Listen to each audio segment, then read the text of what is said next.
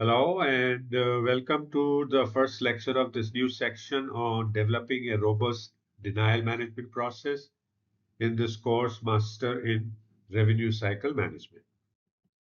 So in this section, we'll help you develop an in-depth view or in-depth understanding of how to develop a robust denial management process to implement RCM excellence in your organization. And in this particular lecture, we will talk about one of the steps, the first step of proactive denial prevention.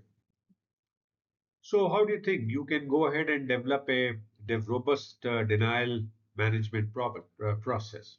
What do you think you can do? So, there are three things that you need to do to develop a robust denial management process. And the first one that we already shared with you is to develop a proactive denial prevention, in which you ensure that all potential errors that could lead to a claim denial, things like coding errors, missing documentation, incorrect insurance information, are caught and corrected before the claims are submitted. So, pre claim submission. Then you need to implement software to track denied claims and the root causes in real time. And this can help to quickly identify trends and resolve issues before they affect a significant portion of the revenue.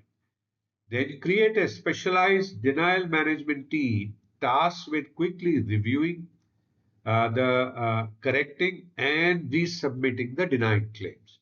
And there you need to establish clear workflow to ensure that the denied claims are addressed in a timely management in a manner by this team, right?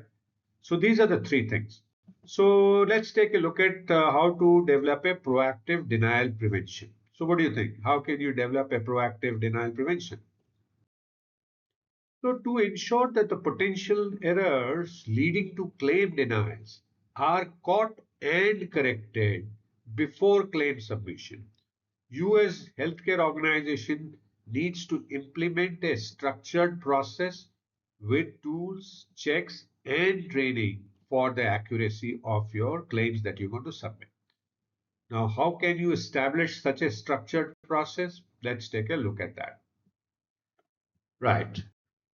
So first thing, as we had talked in one of the earlier sections, is to implement a front-end quality check where you ensure that accurate patient demographic and insurance information is collected and verified at registration. Then you need to confirm patient eligibility and obtain pre-authorizations for services as required by insurance payers to avoid automatic denials, right? And then set up alerts in the EHR system to flag incomplete information or discrepancies at the time of data entry. So implement such front-end quality checks.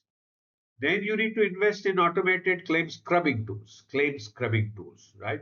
So use a claim scrubbing tool, a software that can automatically check claims for common errors before submission, such as coding errors, now these coding errors, avoiding that ensures that the diagnostic and procedure codes are correct and aligned with services provided.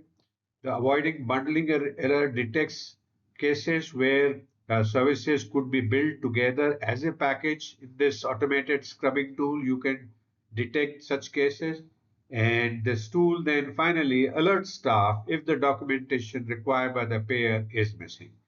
Now, what are such popular scrubbing tools or claim scrubbers? Now, these include Waystar, Change Healthcare, and Optum. So invest in an automated claim scrubbing tool that can help you avoid the coding errors, bundling errors, and that can help you meet the documentation requirements better. Then develop a standardized coding and documentation procedure. Train coding staff on latest coding guidelines and establish a clear set of coding standards to avoid inconsistencies. Develop checklists for clinical staff to ensure that all necessary documentation is provided.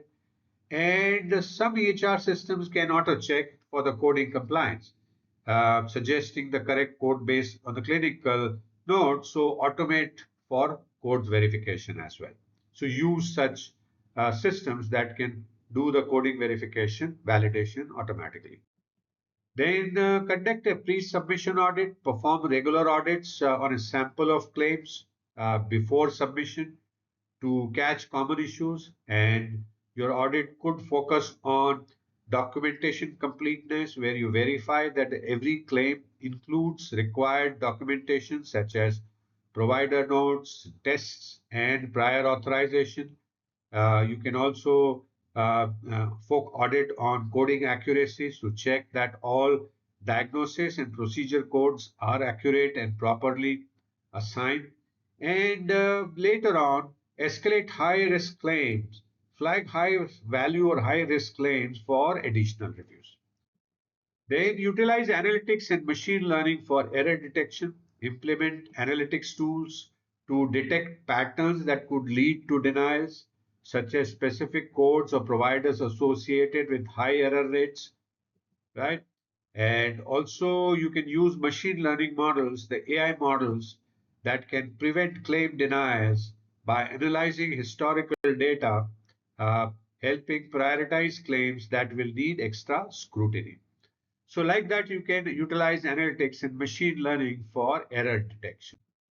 Establish real-time feedback and correcting loops, set up mechanisms, feedback mechanisms, so error caught by coding and claim scrubbing tools are immediately flagged for correction.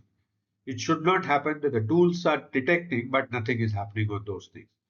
Then use dashboards to highlight issues and provide real-time insights into claims at risk of denial, allowing staff to take immediate actions.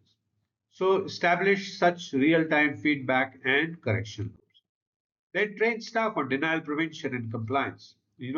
Uh, provide continuous regular training on payer requirements, coding updates, and documentation best practices.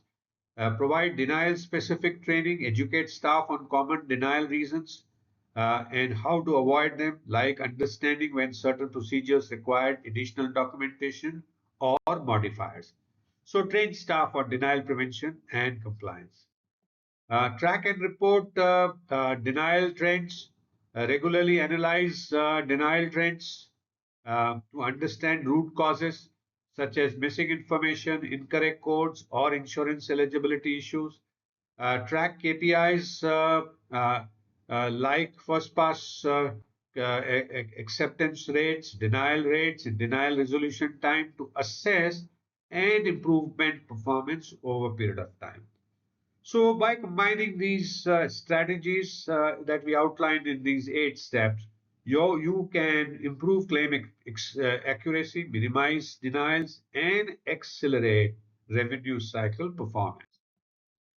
So, what do we do next? So, having looked at how to do a proactive denial prevention, we will now look at how to automate denial tracking in the next lecture. So thank you so much for watching this first lecture on developing a robust denial management process in this course, Master in Revenue Cycle Management. I hope you continue to learn new things, continue to enjoy. And I do look forward to see you again in the next lecture. Please feel free to message me if you have any questions and do download the PDF file to take a look at anything that you need.